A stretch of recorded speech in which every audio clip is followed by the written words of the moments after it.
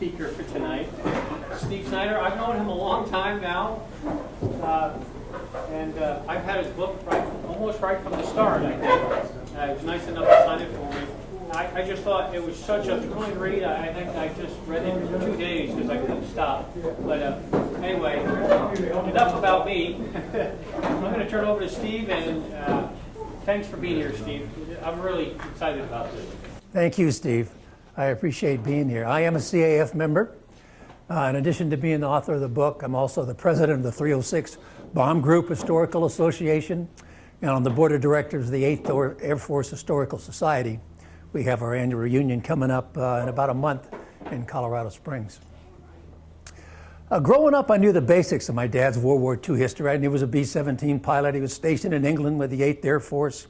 His plane was named the Susan Ruth after my oldest sister, who was 1 year old at the time that he went overseas. He flew bombing missions over Europe, and on February 8th of 1944, his plane was shot down. And he was missing in action for 7 months, but he evaded capture and eventually got back to England. But it wasn't until I retired in 2009 that I had the time to really delve into my dad's war history in more detail. And my parents had kept a lot of material about the war years, and I just wanted to go through that and organize it, learn more details. I had no intention of writing a book. And there were 2 items that were really significant. One was a diary that my dad wrote about his plane being shot down while he was missing in action. He wrote it, which is absolutely riveting. So much so that it was included in 2 books that have been written. On the left is The Mighty Eighth by Gerald Astor. It was about the 8th Air Force stationed in England. They flew high altitude daylight precision bombing missions with the goal of hitting military and industrial targets to cripple Nazi Germany's ability to wage war. The 8th Air Force got the moniker the Mighty Eighth by noted historian Roger Freeman because of the number of bombers they could send up on these missions, which numbered into the hundreds. And on December 24th of 1944, 2,000 bombers hit targets around Berlin. I mean, that's hard to wrap your head around, 2,000 bombers. The other book was First Over Germany. It was about the 306 bomb group that my dad was in. It was written by Russell Strong, who was a navigator in the 306 and became a historian after the war.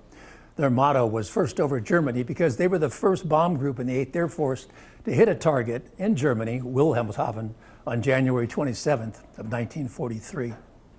The other item that was really significant were all the letters that my dad had written to my mother while he was stationed in England before being shot down. And my dad was really candid in these letters. He talked about what bombing missions were like, talked about what life was like on the air base, talked about what life was like in England and London at the time, escapades of him and his crew. And I just became fascinated with the story of my dad and his crew and became my passion. I started reading book after book about the air war over Europe. Went on the internet, spent countless hours doing research, downloading declassified military documents. I went on a quest to find all relatives of all my dad's crew and asked them for whatever information they could give me. Started to go into reunions, listen to veterans tell their stories, and finally 3 years into my research, I just came to the conclusion that the story of my dad and his crew was so unique and so compelling it needed to be told, so I decided to write a book. From the time I started my research to the time the book was published was 4.5 years. And the first half of the book builds up to the day that the plane was shot down, and then the second half of the book is all about what happens afterwards. And it's just not about my dad. It goes into detail about what happened to each member of the crew, and also about all the courageous Belgian people that risked their lives trying to help them. But I couldn't have written the book if it wasn't for 2 Belgian gentlemen. On the left with my dad with his bomber jacket is Dr. Paul Delahaye. That picture was taken in 1994 at the 50th anniversary of the liberation of Belgium and my dad's plane being shot down. And then with me on the right is Jacques Lelot. That was taken 20 years later at the 70th anniversary. During the war, these 2 men were young boys, and they were greatly affected by it. They saw firsthand atrocities committed against their family and friends by the Nazis. And later on in life, they became local historians, and they interviewed all these Belgian people and members of the Belgium underground who were involved in the events involving my dad and his crew, and they documented their testimony. And they gave me unbelievable detailed information about events that would have been lost forever.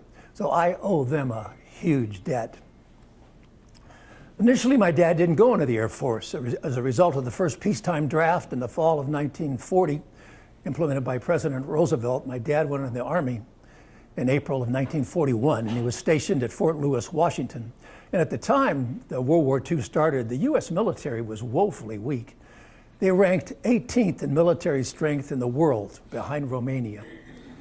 And also you can tell by the World War I vintage uniform he had on here that they were very ill-equipped.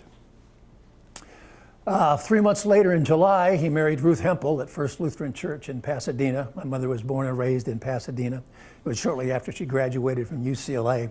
I was also raised in Pasadena, and I also went to UCLA. My dad was born in Norfolk, Nebraska, and then he came out and moved to Glendale with his family before starting in high school. A few months later, in December 7th, Japan bombed Pearl Harbor and the United States was at war. Well, my mother was very fearful. The future was very uncertain, so she decided to go visit my dad up in Washington over Christmas. And 9 months later, Susan Ruth was born.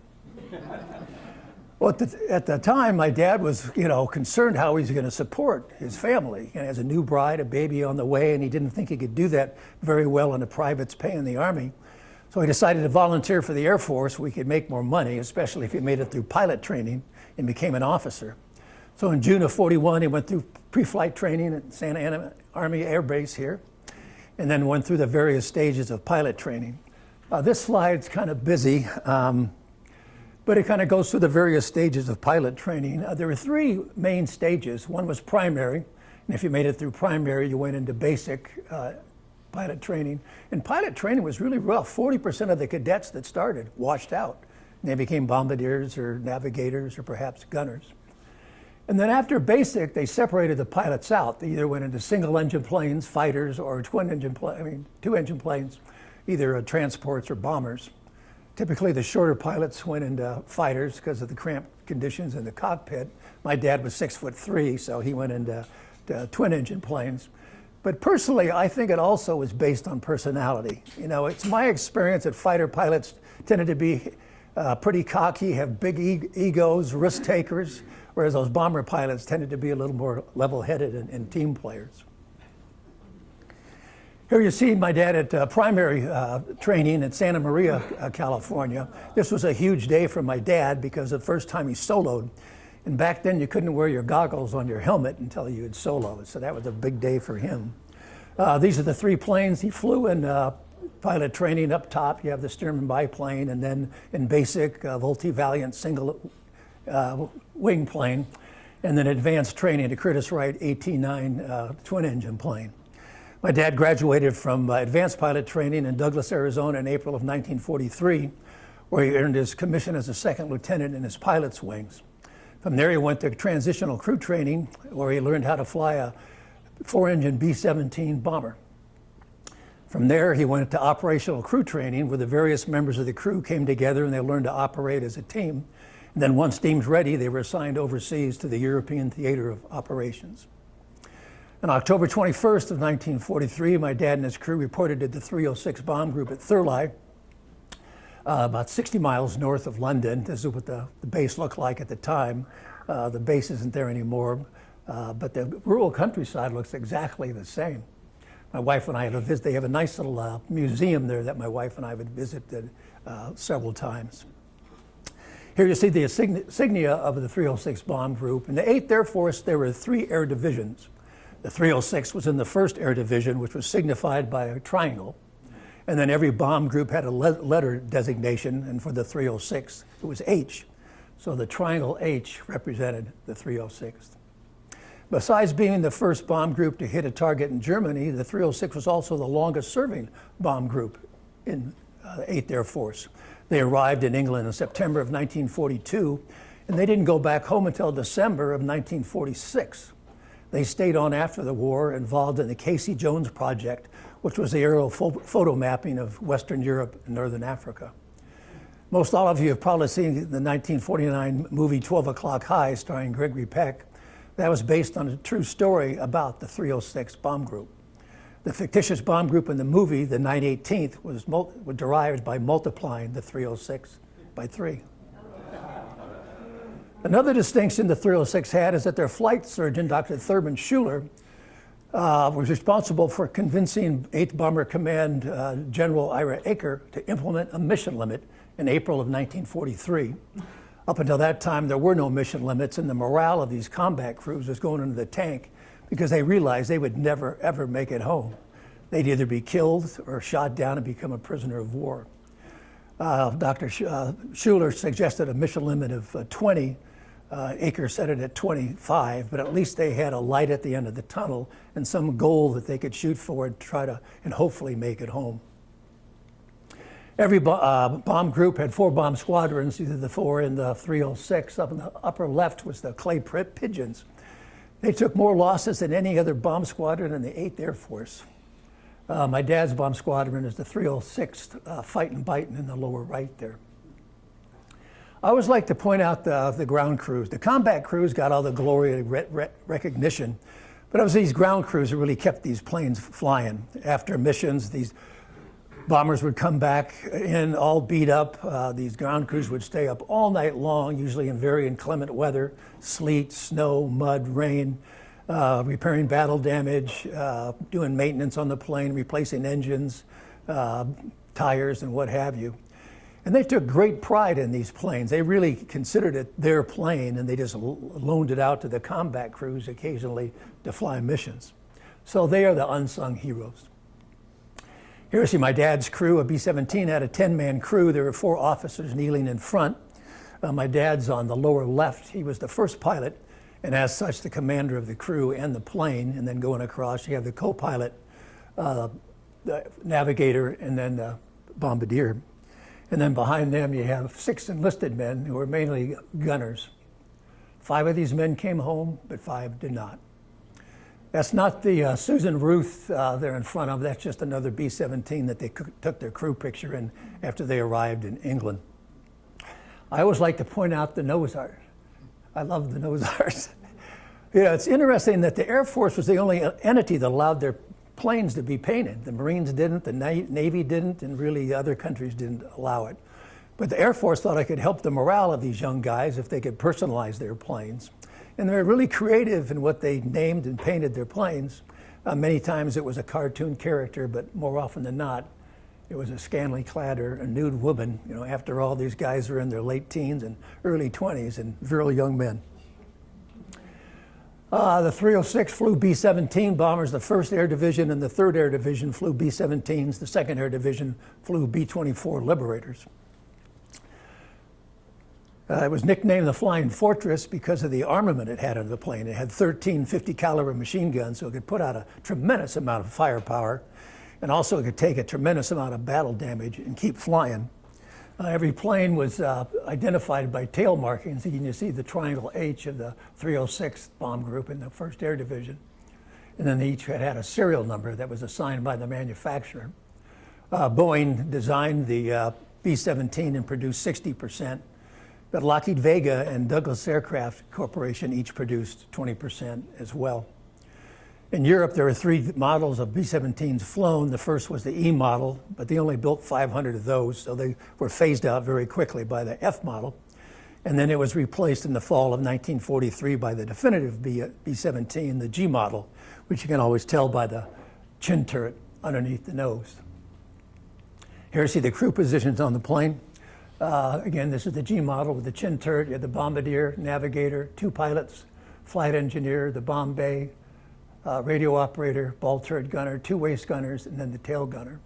The bombs hung up in racks in the bomb bay. This is a little hard to see. Here are the bombs here. And it was really cramped in there. This boy is only 8 years old, and that catwalk is only 8 inches wide. If you've never been in a B-17s, you just won't realize how cramped these bombers were. It was tighter in a B-17 than it was in a submarine. And occasionally on bomb runs, it wasn't uncommon for bombs to get hung up on these racks, which would require one of the crew members to either kick it loose with his foot or take a wrench and knock it loose. When those bomb bay doors are open, you're looking 5 miles straight down to the ground, so that took a little courage for them to do that. Here again, you see the crew positions a little clearer. This is the F model without the chin turret. Here you have the bombardier. His main job was to drop the bombs accurately. But in the G model, he manned the chin turret that was underneath the nose of the plane. And then the navigator, he needed to know where they were and where they were going. And when under attack by enemy fighters, he manned cheek guns that were on each side of the nose. And up above them, you have the first pilot in the left seat, co-pilot in the right seat. And you needed two pilots to fly these planes, and not just because if one was killed or injured, you had another guy that could do the job. But it was physically and mentally stressful to fly these bombers. Back then, it took muscle to fly these bombers. And you had to fly in tight formation, so they had to be alert at all times so they could clip a wing on the bomber next to them or run into the plane in front of them and go down. And then they had to continually fight the air turbulence. They had the air turbulence of just the weather, which all of you have experienced. But with all those bombers being in such tight formation, they had to fight the wake turbulence and prop wash of all those bombers being in such close proximity to one another. And above them, you have the flight engineer. He manned the top turret when they were under attack. He was also called the crew chief. He was an onboard mechanic and knew how everything worked. And he would help monitor the instruments in the cockpit. There were over 150 different gauges and dials and toggles and switches. And he'd peer over the pilot's shoulders to help monitor engine performance and fuel consumption. Then behind the bomb bay, you have the radio operator. He had the most comfortable position on the plane. He had his own compartment and a chair to sit at. And then the most cramped position on the plane, the ball turret gunner down here under the belly of the plane. And these missions were 6 to 10 hours in length, so it was tiring. He had to be in a fetal position for hours on end, so that was pretty uncomfortable. Then up above the ball, you had two waist gunners, which was the most exposed position on the plane, and another cramped position in the tail. My dad and his crew flew their first mission on November 3rd of 1943. It was a mission to Wilhelmshaven, Germany. It was the first time they put up over 50 bombers on a mission. And flying combat missions was brutal and extremely dangerous. 26,000 men died in the 8th Air Force, which is more than the entire Marine Corps fighting in the Pacific. Another 28,000 men became prisoners of war after their planes were knocked out of the sky. Being a combat crewman in the 8th Air Force was the most dangerous duty assignment in the United States military during World War II. And it was dangerous from the time they took off to the time they landed. At its peak, there were about 40 bomb groups in the Air Force located in an area called East Anglia, which is about the size of Vermont. And these bases were just located only about 5 to 10 miles apart. So on the day of a mission, you could have hundreds of bombers all taking off at the same time.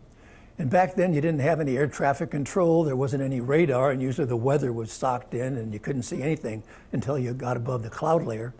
So mid-air collisions were not uncommon. And then they had to form up. 3 plane elements formed up into combat squadrons formed up into combat groups formed up into combat wings formed up into air divisions, and all this took an hour to 2 hours before they could even head across the Channel or the North Sea to begin their mission. And then they had to deal with the elements. These planes weren't pressurized, so above 10,000 feet they had to go on oxygen, or else they had a couple of minutes to pass out and could die. And it was extremely cold at the altitude that they flew. It was minus 40 to 60 degrees below zero. So frostbite was a big problem. One of my dad's waist gunners was in the hospital for 2.5 months from the seriousness of his frostbite injuries. Here you see a waist gunner in their combat uniform. That's a B-24 actually, not a B-17. But then again, the nose art. But his steel helmet, his goggles, tinted goggles, oxygen mask. This is a flak jacket. That was an apron that had metal plates in the front and the back to help protect them. And then his fleece-lined jacket, pants, thermal boots, and gloves. This is the parachute harness. They didn't actually wear their parachutes in the plane because it was too cramped. If they needed to bail out, they had to have their wits about them to find their parachute and then clip it on hooks on the back of the harness and then bail out of the plane. The next thing they had to deal with was enemy fighters. The Germans had radar stations set up along the continental coast of Europe, so they knew when these bomber formations were coming, and they'd send up their Air Force, the Luftwaffe, to intercept them. Here again, you see a waist gunner with his flak jacket on and all these spent cartridges on the floor here. That's like stepping on ball bearings or marbles, firing his 50 caliber machine gun. And then the ammunition came in belts of 27 feet in length. So if he fired the whole belt, they said he fired the whole 9 yard. And many people believe that's where that expression came from. At the beginning of the war, it was 8th Bomber Command's belief that these heavily armed bombers flying in tight formations of hundreds of bombers could defend themselves from the Luftwaffe. And they flew in what was called a combat box formation. And this is the combat box of a combat wing. And then within the box of the wing, you have 3 boxes representing bomb groups. And then with each bomb group, you have 3 boxes representing bomb squadrons. So the thought was that all this interlacing firepower could ward off the Luftwaffe. Here you have another view of the plane from the front, from on top, and then from the side. It was a 3-dimensional formation with a lead group, a high group, and then a low group. Unfortunately, 8th Bomber Command was sadly mistaken. These bombers could not defend themselves from the Luftwaffe.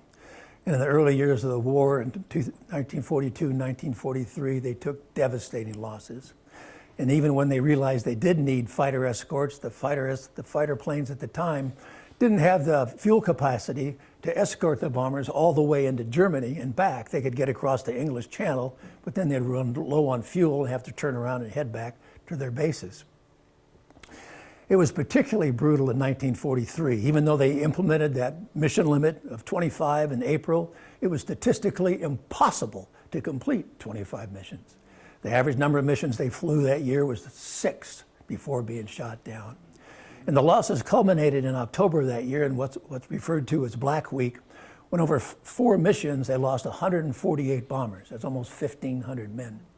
With the worst day being Black Thursday, October 14th, when they sent 291 B-17s to hit the ball bearing factories at Schweinfurt, Germany, and 60 were shot down.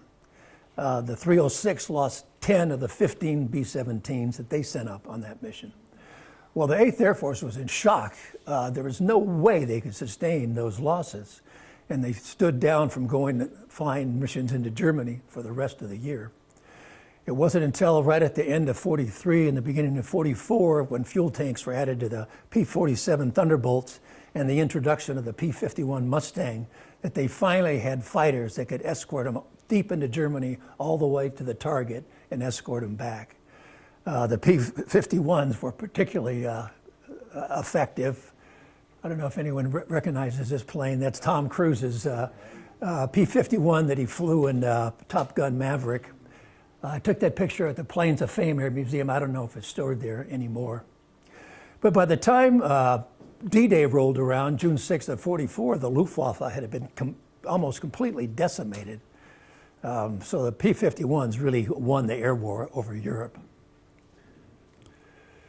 The next thing they had to deal with was anti-aircraft fire. This is a flak gun. Flak was the abbreviation for the German word for aircraft defense cannon.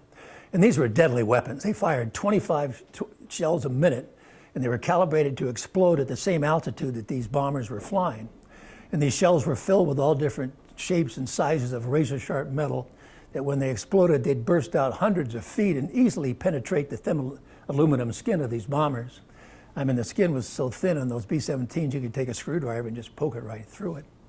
From a distance, they kind of looked like innocent black puffs, but once you got on that killing field, those puffs got bigger, the explosions became deafening. If a shell exploded near the bomber, it just violently rocked the ship. If a bomber was hit directly, it just basically disintegrate and disappear. Or if it knocked a wing off, that plane would just plummet 5 miles down to the earth. Even though it was so cold at that altitude, my dad said he would be sweating profusely and his clothes would be dripping wet with the adrenaline running through his body. When they neared the target, they reached a pre-designated point called the initial point of the IP where they started their bomb run. And at that time, the first pilot gave control over the plane to the bombardier who flew the plane through the Norden bomb site. It was hooked up to the autopilot of the plane. It was a revolutionary device. It was an analog computer that could calculate various factors such as the altitude the plane was flying, the speed of the plane, wind speed, wind direction, so they could accurately drop the bombs. It was also highly secretive. These bombardiers took an oath that they would defend this with their life. But little did the U.S. know at the time that the Germans had a spy in the Norden bomb factory, Hermann Lang, and they knew all about the bomb site. Here you see the bombardier looking through the crosshairs of the bomb site. And once he released the bombs, he'd go, "Bombs away." And that would signal the first pilot to take control of the plane. He'd go to another pre-designated point called the rally point, where the bombers who made it through the bomb room would try to form up again and head back to their bases in England, where once again they'd have to face enemy fighters. And even when they got back to England, they faced all sorts of dangers. The weather could be socked in. They couldn't even find their bases. They could be running out of fuel. They could have dead or injured pilots on the plane. The plane might have sustained a lot of battle damage, engines out, flight controls out, which resulted in crash landings where more airmen lost their lives. It was on a bombing mission to Frankfurt, Germany on February 8th of 1944 where my dad's plane dropped their bomb successfully, but the bomb bay doors got hit by flak and they couldn't get them back up. And as a result, that caused a drag in the plane. They lost airspeed and they fell behind the formation heading back to England, and they were singled out by two German Focke-Wulf fighters who, like wolves or lions, came in for the kill, and they shot down the Susan Ruth in the air battle. But both those Focke-Wulf fighters were shot down at the same time. One was piloted by Siegfried Merrick. It crashed and he died in the plane. And the other one piloted by Hans Berger, who was able to bail out. During my research, one day my wife Glenda says, "Well, why don't you try to find the German pilot that shot down your dad's plane?" And I'm thinking, oh, she's so naive. She has no idea what she's talking about. It'd be impossible. But like a good husband, I did what she told me to do, and I found Hans Berger. And we became friends. And fortunately for me, he became a translator after the war so he could speak perfect German. And he gave me some wonderful insight that's in the book about what it was like to go up against the 8th Air Force. He was scared to death. And I'll talk about him a little bit later. After my dad bailed out, well, I mentioned earlier that the book goes into detail about what happened to each member of the crew. I don't have time to do that tonight. You'll have to buy the book if you want to find that out. But after my dad bailed out, he came down in these trees right at the French-Belgium border. And his parachute got hung up in the branches, and he was dangling 20 feet off the ground, and he couldn't get down. But fortunately for him, a couple young Belgian men, Henri Franken and Raymond Dervan, came to his rescue before the Germans got there. This happened in the early afternoon.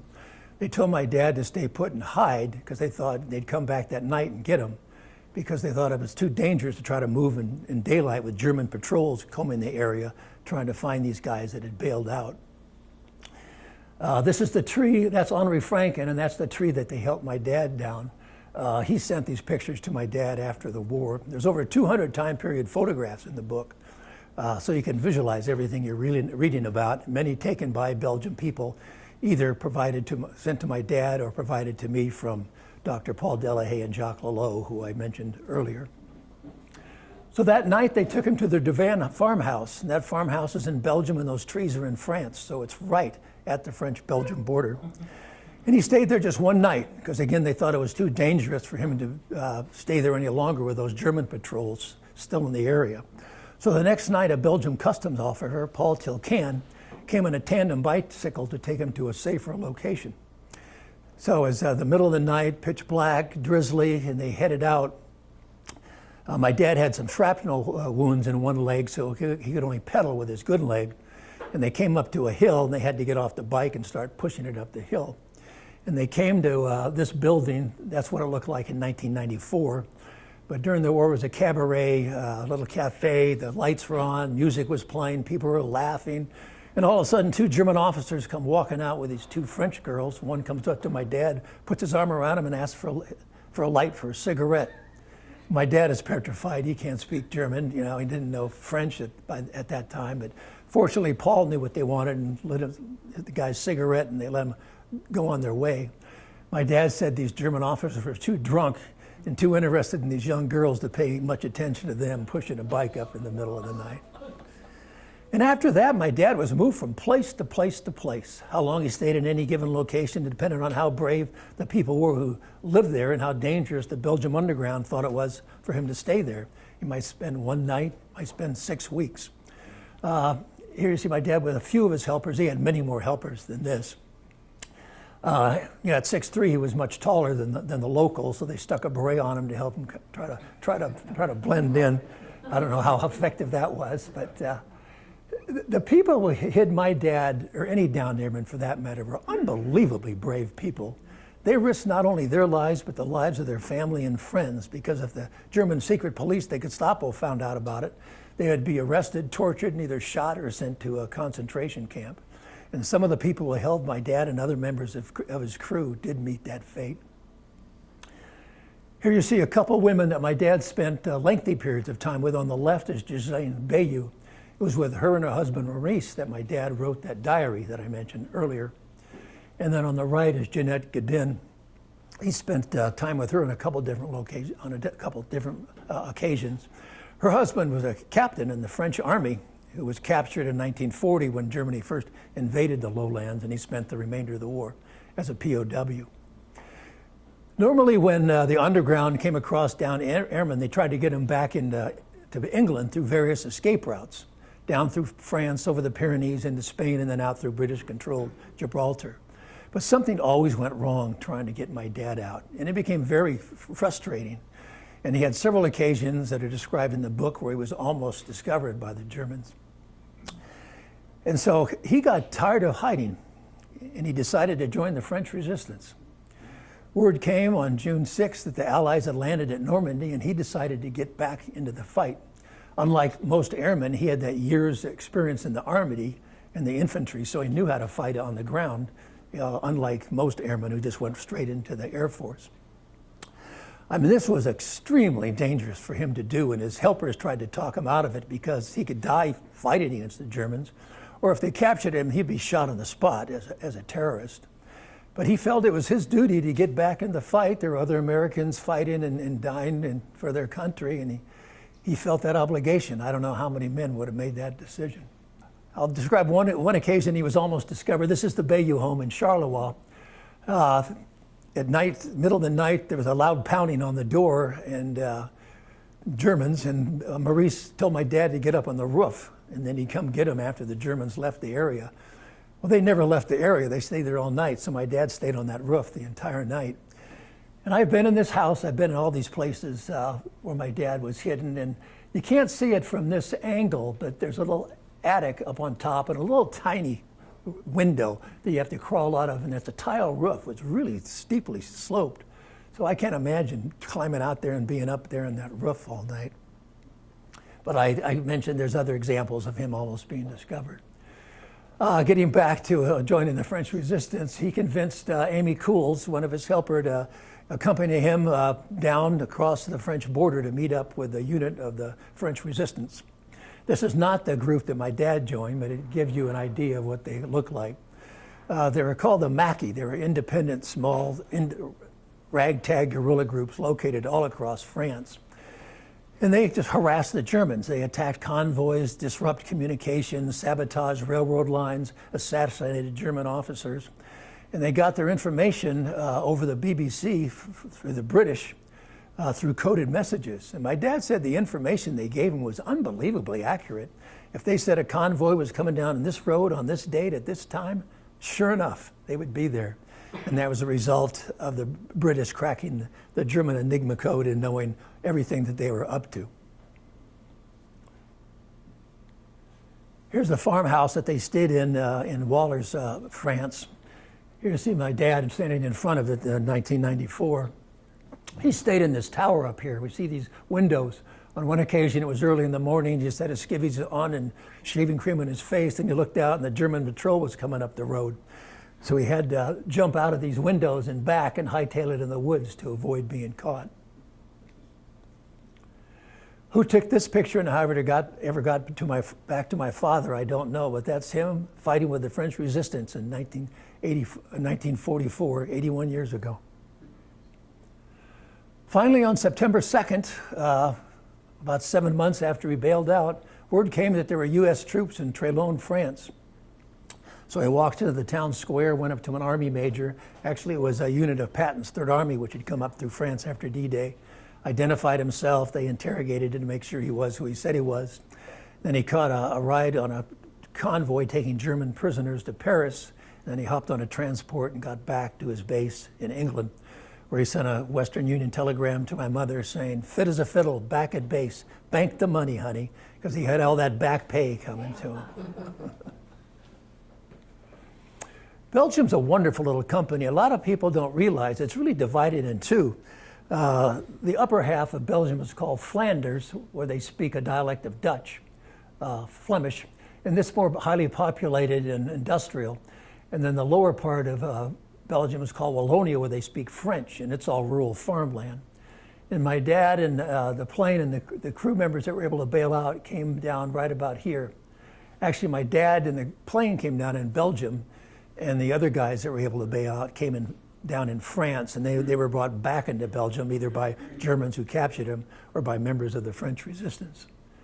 And then my dad was hidden in Charleroi for a while, and then the farmhouse where the Mackey group stayed in Trélon, France, where he was liberated, is right around here.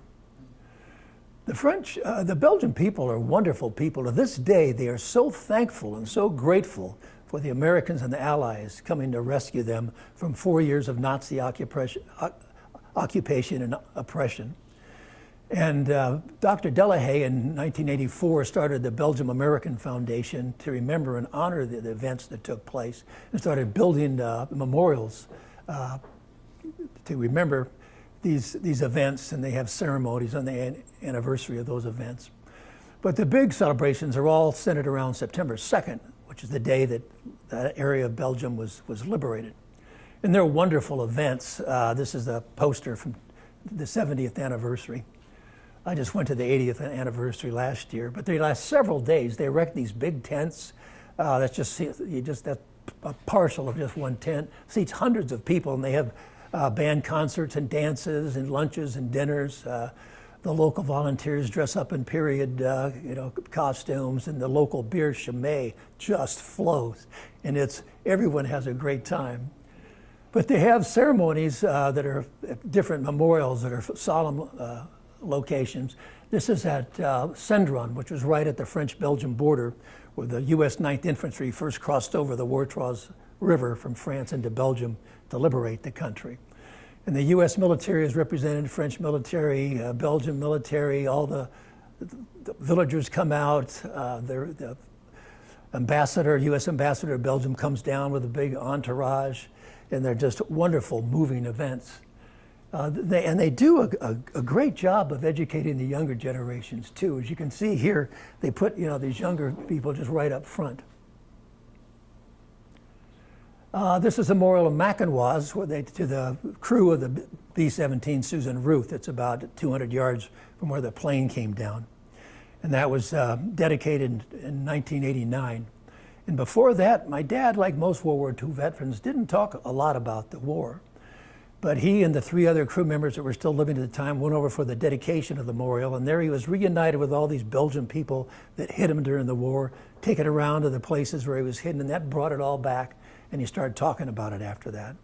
And then my first trip to Belgium was 1994 with my parents, and that's when it became personal for me, because I saw these things firsthand. This is my dad at the dedication of the memorial. Dr. Delahaye that I showed you earlier, that's my dad. This is Jeanette Godin that I showed you in that one picture with her and Ghislaine Bayou. This is Nellie Tilcan. That was the wife of that customs officer, Paul Tilcan. A couple months after he helped my dad, he was arrested by the Gestapo, thrown in prison and tortured, and narrowly escaped being executed. But because of the brain damage he had from the beatings, he had developed a tumor, and he died just a few years later. And then this is Raymond Dervan, the other man that helped my dad down from the trees after he bailed out. Again, I made my first trip with my parents in 1994. A few years ago, I was a little younger there. This is my dad, my mother, and then this is my sister Nancy. She was born while my dad was missing in action. So that was really tough on my mom, having 1-year-old Susan and infant Nancy, never knowing if she'd ever see her husband again. I've been to Belgium 8 times, and I love going over there. I'd go every year if I could. On 2 of those occasions, I contributed on to Munich, Germany, to meet Hans Berger, that pilot that shot down my dad's plane. And I learned from Hans that the gunners on my dad's plane shot him down at the same time he shot my dad down. They shot each other down. He bailed out 3 times. Almost all his friends were killed during the war. He shot down 1 Spitfire and 7 B-17s. I think the only reason he made it through the war is that right at the beginning of 1945, he was pulled out of combat to become a test pilot for the Heinkel HE-162 single-engine fighter that they were trying to perfect, which they never did. But Hans and I became friends, and I had hoped to see him last year when I went over for the 80th anniversary, but he died in January of 2024 at age 100, so I wasn't able to see him one last time. Here we are at his apartment, and he's wearing his his fighter jacket, and you can't see his Iron Cross that he has on there. And then this is up at the Hofbrau House in Munich, having a cold one. This picture is me and my dad in 2004. He wanted to go see the World War II Memorial in Washington, D.C. before he died, so I accompanied him on a reunion of the Air Force's Escape and Evasion Society. And that was a great trip, but it was the last one he ever took. He died 3 years later in 2007. He wasn't the last crew member to die, but he was the oldest at 91. Now, all the World War II veterans, they're all pretty much in their hundreds. There were 16 million veterans. And that number, as you can see from the graph, has dwindled. Today, there's less than 0.5% of these men still with us. At our reunion, 8th Air Force reunion coming up next month, there's only 1 World War II veteran that's going to be able to be there. There was no other event in history that affected more people than World War II. 60 million people died, millions more were wounded, millions more were left homeless and displaced. It changed the course of the world in America forever. And the brave young men who fought and died for freedom are the greatest generation, and their sacrifice must never be forgotten. It's our duty to remember. Thank you.